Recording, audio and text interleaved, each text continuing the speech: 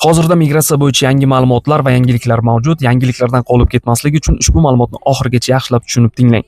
Bizning Migratsiya O'zbekiston Instagram sahifamizda Germaniya hamda Finlandiyaning rasmiy migratsiya sayti va sayt havolasi joylangan. Hamda saytdan qanday foydalanish bo'yicha, ish topish bo'yicha video ma'lumot tayyorlanib, uni ham Instagram sahifamizga joyladik. Saytdan hamma foydalanishi mumkin. Havola ustiga bosasiz, u sizni migratsiya saytiga olib o'tadi. U yerda ish beruvchi firma, ish beruvchi hamda vakansiyalar haqida to'liq ma'lumot aytib o'tilgan.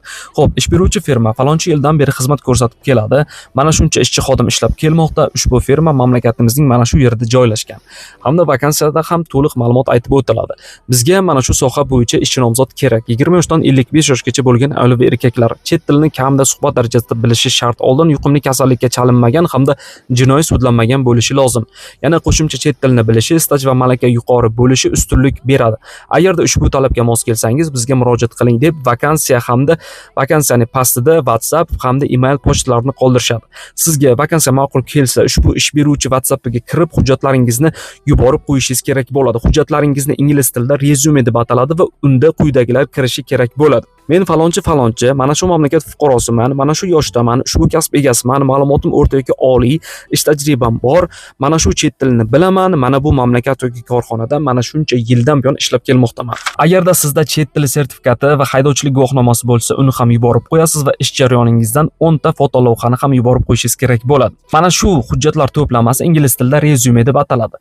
Xususiy bandlik agentliklari orqali siz chet el mamlakatiga ishga bormoqchi bo'lsangiz ham ish beruvchi bilan suhbat bo'ladi. Mana shu suhbatga qatnashish uchun siz 360 ming so'm to'lov qilishingiz kerak bo'ladi. Sizga ana endi eng muhim yangilikni aytib o'taman. Bizda Migratsiya Alfa Telegram kanali mavjud. Ushbu kanalda dunyo bo'yicha eng yuqori oylik maosh to'lovchi 45 ta mamlakatning ro'yxati bor. Mana shu ro'yxatni biz 3 yildan buyon jamladik va ro'yxatdagi ayrim mamlakatlar nomini hozir sizga aytib o'taman. Amerika Qo'shma Shtatlari, Kanada, Islandiya, Angliya, Irlandiya, Grenlandiya, Daniya, Norvegiya, Niderlandiya, Shvetsiya, Shveysariya, Finlandiya, Ispaniya, Italiya, Germaniya, Fransiya, Polsha, Belgiya, Yaponiya, Janubiy Koreya, Isroil, Yangi Zelandiya, Avstraliya, Latviya, Litva, Estoniya va boshqa mamlakatlar. Kanal va saytda har qanday soha bo'yicha ish o'rinlari juda ko'p. Kuniga 100 minglab ish o'rinlari joylab boriladi.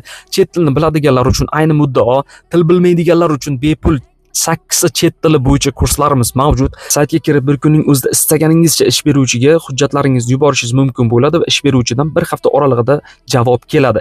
Endi esa bizning Migratsiya Alfa kanalimizga qo'shilib, ish beruvchilarga bepul hujjat yuborish, til kurslarimizdan bepul foydalanish, 1 yil obuna bo'lib turish narxi chegirma narxda atigi $5 tashkil etadi.